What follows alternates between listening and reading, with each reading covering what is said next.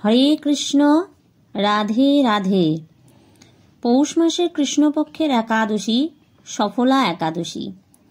সফলা একাদশী নামটা শুনেই আপনারা সকলেই বুঝতে পারছেন যে এই একাদশী ব্রত পালনের মধ্যে দিয়ে আমরা জীবনে অবশ্যই সফল হব। আমাদের মানব জীবন সফল করতে এবং গোবিন্দের কৃপা লাভ করতে এবং গোবিন্দের প্রীতিবিধান ও সন্তুষ্টি বিধানের জন্য আমরা এই সফলা একাদশী ব্রত পালন করে থাকি। তো প্রত্যেকেরই এই সফলা একাদশী ব্রত মাহাত্ম্য শ্রবণ করা উচিত এবং এই ব্রত কথা শ্রবণের মধ্যে দিয়েও আমরা গোবিন্দের কৃপা লাভ করে থাকি। তো অবশ্যই আমাদের প্রত্যেকেরই যারা একাদশী ব্রত পালন করি বা না করি, অন্ততপক্ষে একটিবার এই সফলা একাদশী ব্রত অবশ্যই ব্রত কথা শ্রবণ করা উচিত। সফলা একাদশী পৌষ মাসের কৃষ্ণপক্ষের একাদশীর নাম সফলা। ব্রহ্মাণ্ড পুরাণে যুধিষ্ঠির শ্রীকৃষ্ণ সংবাদে এই তিথির মাহাত্ম্য বর্ণিত হয়েছে। যুধিষ্ঠির বললেন, হে প্রভু, পৌষ মাসের কৃষ্ণপক্ষিয়া একাদশীর নাম, বিধি এবং পূজ্য দেবতা বিষয়ে আমার কৌতূহল নিবারণ করুন। শ্রীকৃষ্ণ বললেন, হে মহারাজ, আপনার প্রতি স্নেহবশত সেই ব্রত কথা বিষয়ে বলছি। এই ব্রত আমাকে যেরকম সন্তুষ্ট করে, বহু দান দক্ষিণাযুক্ত যজ্ঞাদি দ্বারা আমি সেরকম সন্তুষ্ট হই না। তাই যত্ন সহকারে এই ব্রত পালন করা কর্তব্য। পৌষ মাসের কৃষ্ণপক্ষিয়া একাদশীর নাম সফলা। নাগদের মধ্যে যেমন নাগ শেষ নাগ, পক্ষীদের মধ্যে গরুড়, মানুষের মধ্যে ব্রাহ্মণ, দেবতাদের মধ্যে নারায়ণ সর্বশ্রেষ্ঠ, তেমনি সকল ব্রতের মধ্যে একাদশী ব্রতই সর্বশ্রেষ্ঠ। হে মহারাজ, যারা এই ব্রত পালন করেন তারা আমার অত্যন্ত প্রিয়। তাদের এ জগতে ধন লাভ ও পরজগতে মুক্তি লাভ হয়। হাজার হাজার বছর তপস্যায় যে ফল লাভ হয় না, একমাত্র সফলা একাদশীতে রাত্রি জাগরণের ফলে তা অনায়াসে প্রাপ্ত হওয়া যায়। মহেশমত নামে এক রাজা প্রসিদ্ধ চম্পাবতী নগরে বাস করতেন। রাজার 4 জন পুত্র ছিল, কিন্তু তার জ্যেষ্ঠ পুত্র লুম্ভক সর্বদা পরস্ত্রী গমন, মদ্যপান প্রভৃতি অসৎ কার্যে রত ছিল। সে সর্বক্ষণ ব্রাহ্মণ, বৈষ্ণব ও দেবতাদের নিন্দা করত।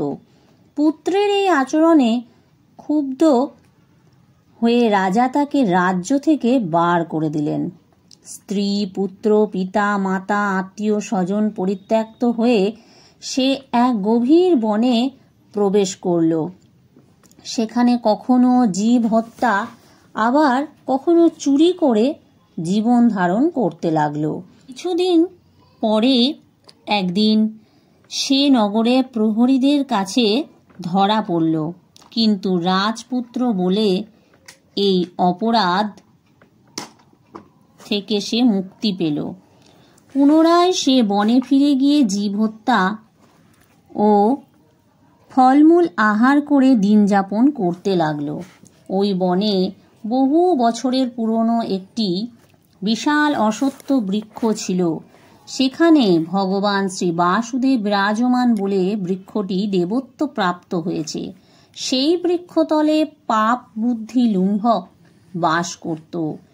বহুদিন পর তার পূর্বজন্মের কোনো পুণ্য ফলে সে পৌষ মাসের দশমী দিনে কেবল ফল আহারে দিন অতিবাহিত করল, কিন্তু রাত্রিতে অসহ্য শীতের প্রকোপে সে মৃতপ্রায় হয়ে রাত্রি যাপন করল। পরদিন সূর্যোদয় হলেও সে অচেতন হয়েই পড়ে রইল। দুপুরের দিকে তার চেতনা ফিরল। ক্ষুধা নিবারণের জন্য সে অতি কষ্টে কিছু ফল সংগ্রহ করল। এরপর সে বৃক্ষতলে এসে পুনরায় বিশ্রাম করতে থাকল। রাত্রিতে খাদ্যাভাবে সে ক্রমশ দুর্বল হয়ে পড়ল। সে প্রাণ রক্ষার্থে ঈশ্বরের উদ্দেশ্যে ফলগুলি নিয়ে, হে ভগবান, আমার কি গতি হবে বলে অশ্রুপাত করতে করতে সেই বৃক্ষ মূলে, হে লক্ষ্মীপতি নারায়ণ, আপনি প্রসন্ন হন বলে নিবেদন করল। এইভাবে সে অনাহারে ও অনিদ্রায় সেই রাত্রি যাপন করল। ভগবান নারায়ণ সেই পাপী লুম্ভকের রাত্রি জাগরণকে একাদশীর জাগরণ এবং ফল অর্পণকে পূজা বলে গ্রহণ করলেন। এইভাবে অজ্ঞাত সারে লুম্ভকের সফলা একাদশী ব্রত পালন হয়ে গেল। প্রাতঃকালে আকাশে দৈববাণী হল, হে পুত্র, তুমি সফলা ব্রতের পূর্ণ প্রভাবে রাজ্য প্রাপ্ত হবে। সেই দৈববাণী শোনা মাত্র লুম্ভক দিব্য রূপ লাভ করল। তার পাপ বুদ্ধি দূর হল। সে পুনরায় নিষ্কণ্টক রাজ্য লাভ করল। স্ত্রী পুত্র সহ কিছুকাল রাজ্য সুখ ভোগের পর পুত্রের ওপর রাজ্যের ভার দিয়ে সে সন্ন্যাস আশ্রম গ্রহণ করল। অবশেষে মৃত্যুকালে সে অশোক অভয় ভগবানের কাছে ফিরে গেল।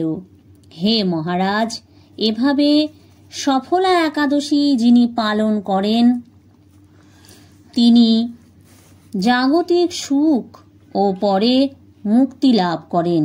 এই ব্রতে যারা শ্রদ্ধাশীল তারাই ধন্য, তাদের জন্ম সার্থক, এতে কোনো সন্দেহ নেই। এই ব্রত পাঠ ও শ্রবণে মানুষের রাজসূয় যজ্ঞের ফল লাভ হয়। এই হল সফলা একাদশী ব্রত মাহাত্ম্য। তো অবশ্যই এই একাদশী ব্রত মাহাত্ম্য শ্রবণ করে আপনারা বুঝতে পাচ্ছেন যে এর কতখানি মাহাত্ম্য রয়েছে। আমরা ভগবানকে কতটা আপন করে নিতে পারি এই একটি মাত্র একাদশী ব্রত পালনের মধ্যে দিয়ে। তো প্রত্যেকেই যারা শ্রবণ করেছেন নিশ্চয়ই ভগবানের কৃপা লাভ করবেন। হরে কৃষ্ণ, রাধে রাধে, জয় জনার্দন।